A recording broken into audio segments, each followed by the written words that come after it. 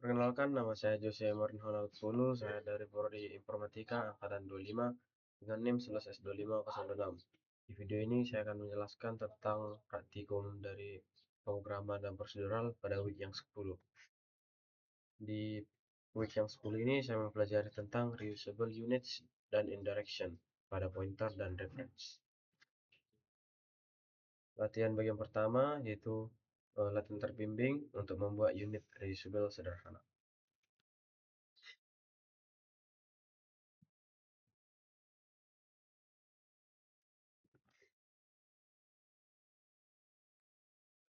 Jadi di sini saya disuruh untuk membuat 3 file. Yang pertama libmec, libmeth, dan mainc.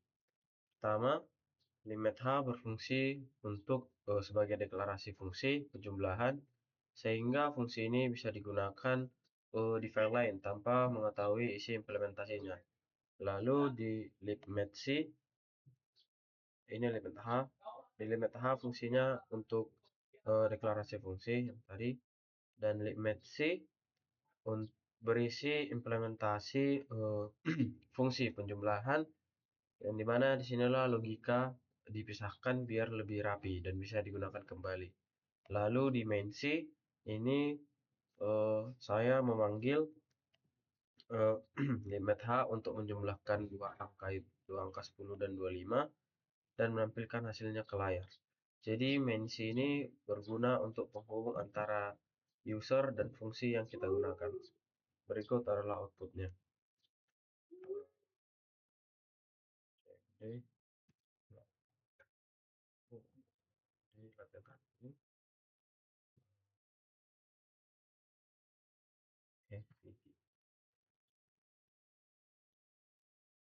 Ini latihan interbeli mainc.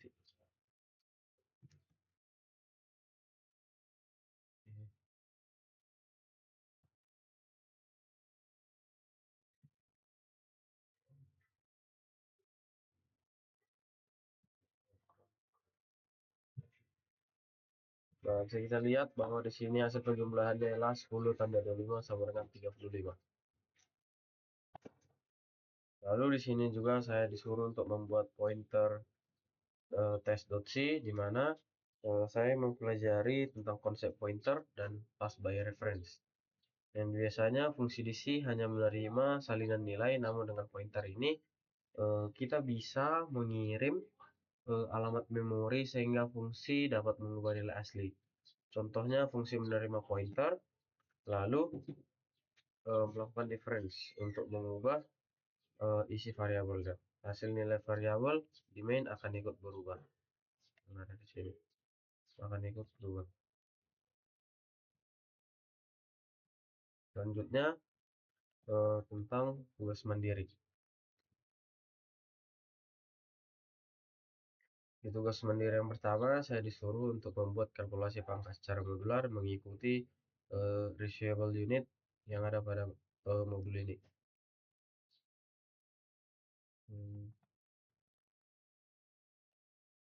Jadi,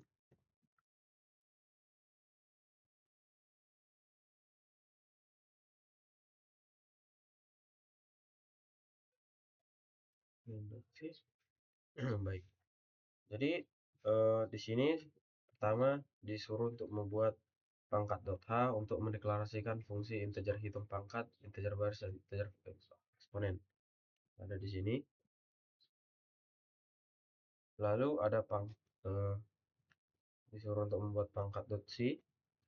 Nah, di sini logikanya, di mana logika perhitungan pangkat secara manual, yaitu menggunakan perulangan tanpa menggunakan fungsi bawaan. Misalnya di sini saya mendeklarasikan hasilnya pertama dulu 1, lalu di sini fungsi perulangannya.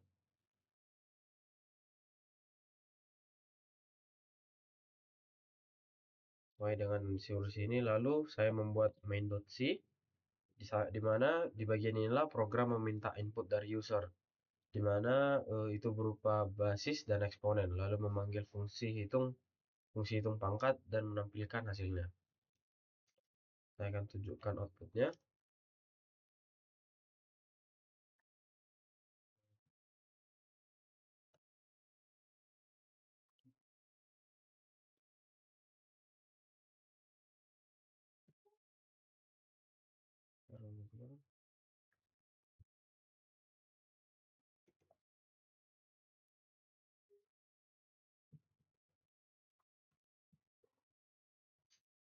Nah, di sini kita masukkan basisnya, semisal basisnya 3, lalu eksponennya, X pangkat D, Y-nya kita masukkan misal 2.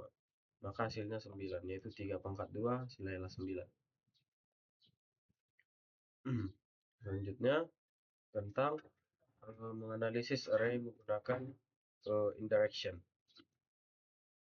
Nah, di sini. Jadi di sini saya disuruh untuk membuat folder yang pertama statistik.h dengan deklarasi berikut. Saya mengikutinya. Jadi di sini berisi tentang untuk menghitung nilai tertinggi, terendah, dan rata-ratanya. Tinggi, terendah, dan rata-rata. Lalu ada statistik.c. Nah, di statistik.c ini di sini lakukan perhitungan dengan cara menelusuri array yang eh, hasilnya dikembalikan melalui pointer sehingga satu fungsi bisa menghasilkan beberapa nilai sekaligus. Jadi bisa kita lihat di sini, inilah fungsi yang digunakan. Mana rata-rata dihitung dari total dibagi ukuran. Lalu di sini dideklarasikan arraynya.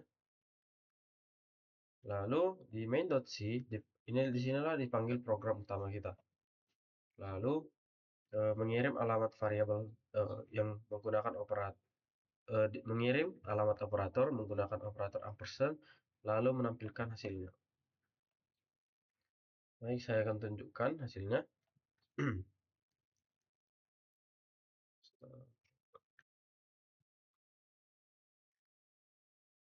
CD,